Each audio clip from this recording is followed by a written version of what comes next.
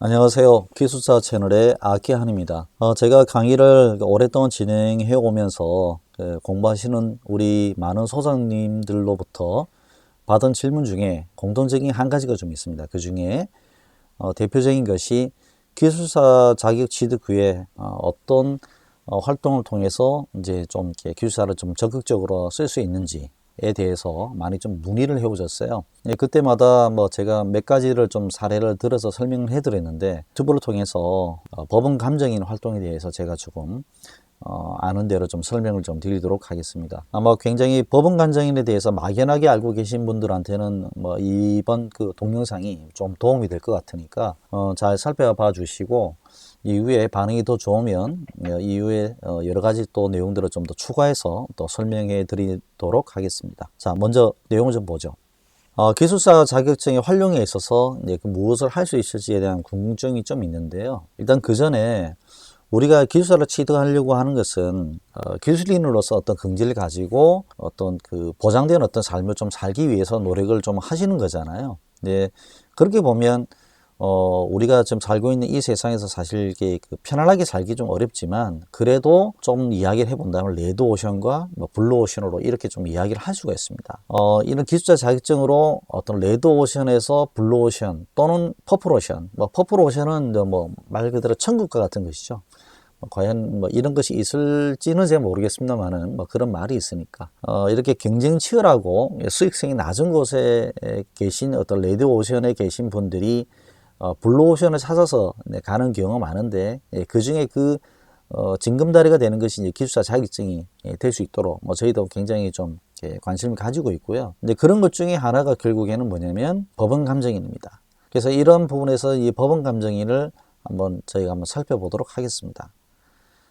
법원 감정인은 사전적 의미는 특별한 학식이나 경험이 있는 사람 중에서 법원이나 법관의 명을 받아서 전문 지식에 대한 판단을 보고 법원에서 또는 법관이 이렇게 의견을 보고하고 문의하는 사람이죠. 즉 소장이 있으면 그 소장에 대한 내용을 정리를 해주는 사람입니다. 법원 감정인이 될 수 있는 분들은 공인중개사도 되고 건축사도 되고 법무사, 세무사 다 뭐 이렇게 전문 자격증인 사람들은 다 될 수가 있는데 특히 이제 우리가 흔히 말하는 이제 법원 감정인 중에 그 공사비라든지 공기라든지 하자에 대한 어떤 민사소송이 있을 경우에는 결국에는 이제 법원 감정인 중에 이제 기술사나 건축사를 찾게 되죠.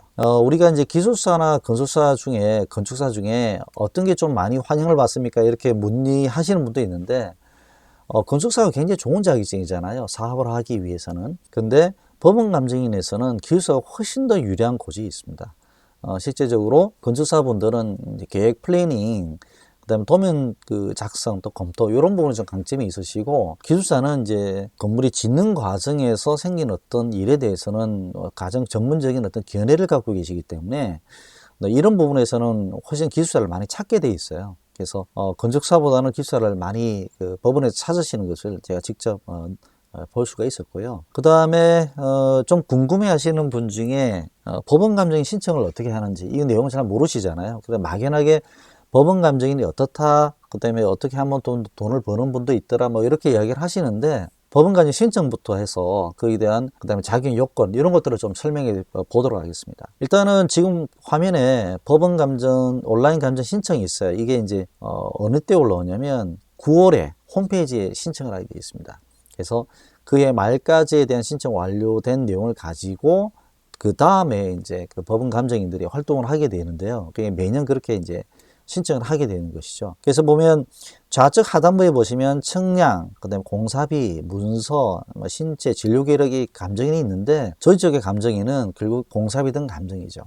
그래서 이제 공사비에 대한 부분의 감정이면 크게 몇 가지나 좀 나눌 수 있는데 이제 첫 번째로 이제 정말 공사비에 대한 부분이 있고 그다음에 공기에 대한 부분이 있고 그다음에 하자에 대한 부분 요 정도로 좀 나눌 수 있어요. 근데 결국에는 공기나 하자나 전부 다 공사비로 넘어가기 때문에 결국에는 공사비 등 감정인으로 표현이 되죠. 우리가 감정인으로 활동을 하게 되면 내가 감정인으로 피택이 됐다 하더라도 혼자서 해결할 수 있는 감정인 내용이 있긴 하지만 거의 대부분은 좀 전문가의 좀 활동을 좀 빌어야 돼요. 가장 대표적인 게 적산사죠. 그래서 적산사무소에 이런 그 내역에 대한 부분들을 정리를 해서 공사비, 추정 공사비 이를 추정하고, 이 부분들이 결국은 법원에서 민사소송 갔을 때 결국 판결에 대한 근거들이 되거든요. 근데 그렇기 때문에 이 부분에서는 전부 다 공사비로 결국 기결된다, 이렇게 좀 볼 수가 있어서, 그래서 이제 적산사무소가 좀 잘 아는 곳이, 신뢰할 만한 곳이 좀 있으면 좋고, 또 하나가 이제 구조사무실. 왜냐하면 이제 구조적인 하자라든지 문제가 생기면 이제 그런 부분에서 검토 의견이 좀 들어가는 부분이 있으니까, 제가 이제 건축시공기사로서 감정인 활동을 하더라도 그런 지원을 받아서 좀 같이 들어갈 수도 있고요. 또 해체 관련된 부분의 전문가들도 좀 계시니까 뭐 그런 분들을 할 수 있어요. 그래서 적산사 또는 구조기사 정도는 좀 가까이 지내시는 분들을 통해서 이렇게 감정 활동을 좀 도움을 받는 게 좋습니다. 여기서 도움을 받는다는 것은, 예를 들어서 제가 이제 감정인으로서 이제 1억을 만약에 이제 수익이 발생하면 실질적으로 이제 하도 계약을 통해서 한 2, 3천만 원씩 나갈 수가 있겠죠. 네. 그런 부분이 좀 있기 때문에, 그래서 홀로 독식을 하지는 않습니다. 네. 그래서 또 같이 해야, 또 내가 또 모르는 부분의 전문적인 부분에서 또 어떤 도움을 받기 때문에, 네. 그렇게 해서 상부상조의 개념으로 좀 가는 케이스가 대부분이고요. 법원 감정인에 관련된 부분에서 이제 하나의 또 회사가 있어요. 근데 그렇게 회사를 차려서 하시는 분들이 계신데, 그때는 아예 그런 능력이 되시는 분들을 채용을 하시는 경우도 있어요. 네, 그렇게 해가지고 감정인 사무소를 이렇게 운영하시는 그런 케이스도 종종 있습니다. 그 다음에 봤을 때 법원 감정인의 등재를 할 때 요걸 좀 보셔야 될 게, 첫 번째 보면 이 공사비 등의 감정인이잖아요. 연 1회 12월 말에 등재가 되는데, 요거를 오해하셔가지고 이제 9월 달에 홈페이지 등록하시는 까먹는 분이 계세요. 네, 그러시면 이제 12월에 이제 홈페이지 그 기간에만 열리기 때문에 그때 때를 놓치시면 10월 달에 등록이 안 됩니다. 그래서 9월 달에 등록된 분들을 모아서 그 감정일에 대한 검증을 하고 나서 하죠. 근데 이제 여기서 좀 보셔야 될 게, 말씀으로만 들면 좀 신청이 좀 까다로운 조건들이 있어요. 그래서 어떤 것들이 있냐면, 일단은 제일 까다롭게 보이는 것 중에 하나가 이제 재무제표. 나는 회사도 차리지도 않았고 뭐 직장인인데 무슨 재무제표가 있습니까? 라고 하시는 분이 계세요. 그래서 재무제표를 제가 왜 그렇게 대법원 가서 직접 물어봤어요. 대답을 머뭇거리들 하신 말씀이, 예전에 수원에 모 법원에서 법원 감정 신청을 해서 피택되심을 활동을 하셨는데, 너무 활동이 미미하고 자기 기준이 많이 부족했던 분이 됐다 하더라고요. 그래서 굉장히 까다로운 여러 가지 조건들을 좀 제시합니다. 보면 경력증명서, 자격증 사본, 그 다음에 학교 졸업증명서, 그 다음에 그런 것들이 있거든요. 그런 걸 열심히 준비하면 되는데, 재무제표가 들어가려면 깜짝 놀랐거든요. 그래서 이제 이거는 어떤 의미입니까 했더니, 이거는 어떤 회사로서의 재무적인 구조를 가진 그런 사람들을 좀 원하기 때문에 만든 것이고, 그래서 제가 여쭤봤더니, 그러면 처음에 하신 분들은 재무제표 안 만들어질 텐데 어떻게 하죠? 하니까, 일단은 그래도 재무제표가 그 형태만 만들어서 갖춰서 접수를 하면 된다고 했는데, 제가 처음에 했을 때 그렇게 해봤거든요. 신청은 돼서 그건 되는데, 등재는 되는데 피택이 안 돼요. 그래서 제가 한 2년, 3년 우리가 흔히 말해서 제소 사무소들이 굽은 적이 있습니다. 예. 매년 등재는 되는데 그게 안 되거든요. 그래서 이제 그런 부분에서 처음에 들어갈 때 이게 좀 장벽이 좀 있죠. 예, 허들이 있다, 이런 말씀드리고요. 아까 말씀드린 것처럼 블루오션은 그런 주위에 나름대로의 장벽이나 허들이 있어요. 예, 그렇기 때문에 그 안에 장벽에 들어가기가 힘들기 때문에 실질적으로 블루오션이 되는 거지, 아무나 왔다 갔다 할 수 있으면 그거야말로 블루오션이 될 수 없겠죠. 그래서 대법원에 신청하는 그 서류에서부터 사실은 허들을 만들어 놔서 아무나 못 들어가게 만들어 놨습니다. 예, 그래서 저는 이렇게 말씀드리고 싶어요. 지금 큰 기업에 다니시는 기술사분들은 지금 큰 기업에 회사에 소속이 되어 있기 때문에 그 회사의 재무제표를 받을 수는 없을 거예요. 그렇다면 그거는 대기업에 계신 분들은 조금 나중에 은퇴를 하셨을 때 기술사 사무소 차리시고 자기 재무제표를 발행하시고, 그때 뭐 주소가 자기 집으로 해도 됩니다. 그렇게 뭐 아무것도 금액이 없더라 하더라도 그렇게 시작하시면 되고요. 그 다음에 이제 또 작은 회사에 계신데 이제 조그마한 회사의 그 사장님하고 좀 가까우시면 솔직히 이야기해서 이런 부분이 이러이러해서 내가 이제 그 법원 감정 활동을 좀 하고 싶습니다 하면 그걸 또 들어주시는 분이 계시거든요. 개인 사업자 중에는. 그런 그 분들 중에는 이제 협의를 해서 그 재무제표를 받아가 신청하면 좋죠. 큰 회사 다니시는 분들은 일반적으로 조금 이렇게 어렵고, 개인 회사, 기술사 사무소나 아니면 개인 회사의 이제 대표하고 가까우신 분들은 그런 식으로 해서 이제 재무제표를 발행을 해서 이제 신청을 하게 됩니다. 그래서 나머지 뭐 졸업증명서, 성적증명서 이런 것들은 좀 귀찮긴 하지만 떼면 됩니다. 이런 부분에서 몇 개 좀 허들이 있기 때문에 좀 홈페이지 신청하실 때 생각보다 준비를 많이 해 놓으셔야 된다, 이 말씀드립니다. 이 대법원 홈페이지 신청할 때는 전국 10개의 법원을 등록을 할 수 있어요. 이게 삼각형, 역삼각형 표를 딱 누르면 10개의 법원을 등록할 수 있는 그 탭이 나오는데, 법원을 보면 보통 대법원, 고등법원, 특허, 그 다음에 지방, 행정, 가정법원이 있는데, 여러분 보시기에 어느 법원을 등록하시면 좋겠습니까? 고등법원을 말씀하시는 부분이 있는데, 고등법원도 사실 거의 법원 감정이 올라오는 케이스는 별로 없어요. 그리고 굉장히 큰 케이스이기 때문에 법원끼리 싸우거든요. 그렇다면 대부분 뭐냐면 지방법원입니다. 지방법원이고, 행정법원이나 가정법원은 저희가 이제 건설 관련된 분쟁이 들어올 리가 없어요. 그래서 지방법원은 10개를 고르십니다. 그럼 10개를 고르시면 크게 두 가지 내용을 보시는 거예요. 하나는 내 거주지하고 내 사업지에 가까운 곳이 되겠죠. 대중교통이나 자가를 이용해서 움직일 수 있는 거리가 돼야 되고, 하나가 뭐냐면 이제 내 지역 거점. 뭐 예를 들어서 자기 고향이 이제 강원도다면 강원도 근처에 법원, 강원도 고등 뭐 어떤 지방 법원 이렇게 있으면 거기에 이제 신청하는 거죠. 그래서 제가 이제 서울에 살고 있어서 한 3-4개를 지역 거점을 했는데, 나머지 집은 이제 몇 개 남았잖아요. 그거는 이제 자기 지역 거점이나 출신 지역으로 가시면 좋죠. 근데 좀 살펴보실 게 뭐냐면, 거점 지역, 출신 지역도 좋은데 가능하면 그 지역이 KTX나 항공기가 가는 데가 좋습니다.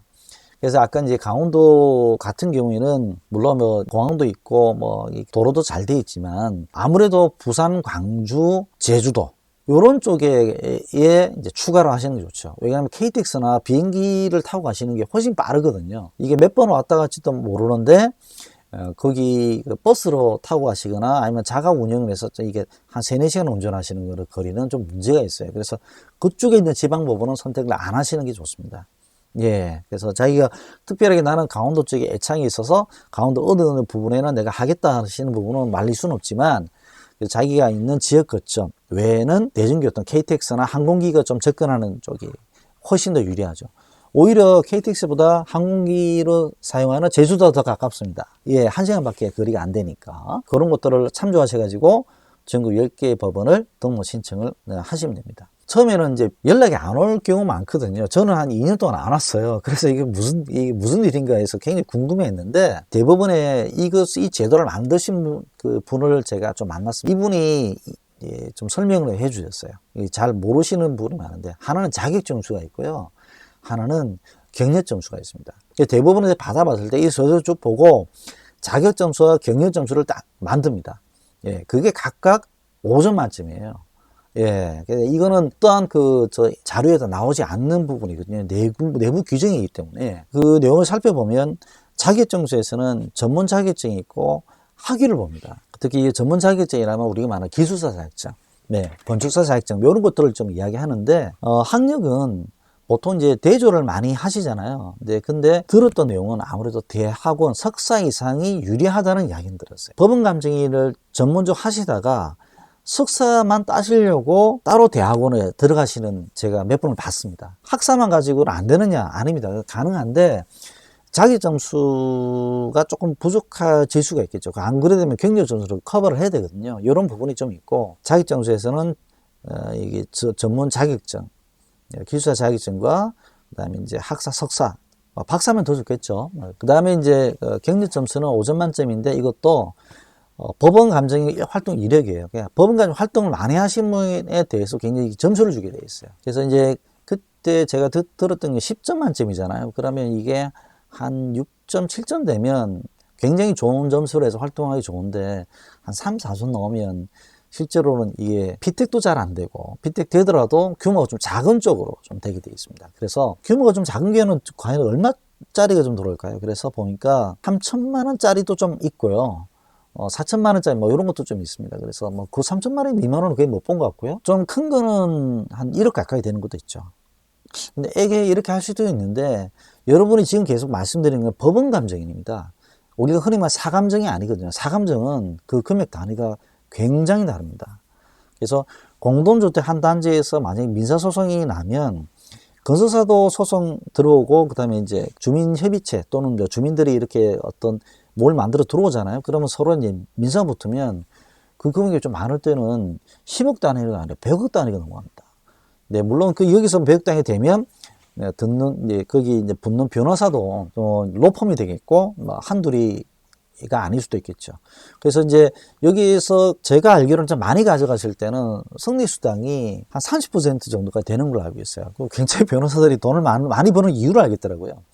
그런데 이제 거기에 들어갔던 법원 감정인은, 사감정 감정인은 그 정도까지는 안 되죠. 변호사비 한 3분 10분의 1 정도 되는 걸로 제가 대충 아는데, 뭐 어쨌든 뭐 그건 시장의 가격이기 때문에 뭐 제가 뭐 이렇다 저렇다 말씀드리기는 어렵고 그렇습니다. 어쨌든 그래도 그 금액이 상당하죠. 예. 그래서 사감정으로 넘어가시려고 하시는 분이 많거든요. 그래서 법원 감정인을 통해서 이렇게 시작을 하실 때는 자격 점수와 경력 점수를 차근히 쌓아서 또 법원 감정을 또 몇 년 동안 하시면서 나중에 이제 사감정으로 가시는 분이 좀 계시죠. 근데 그분들은 그냥 아주 이렇게 취미 활동을 하는 게 아니고 아주 전문적으로 아주 고가의 그 연봉을 챙기실 수가 있는 것 같아요. 제 지인 중에 그런 분이 계십니다. 그래서 이제 법원 감정인을 한다고 해서 불러오시는 게 아니고 법원 감정을 통해서 들어가게 되는 그 감정의 세계가 블루오션에 들어갈 수 있다라고 말씀드리는 게 어떻게 보면 더 정확하게 말씀드릴 수도 있겠죠.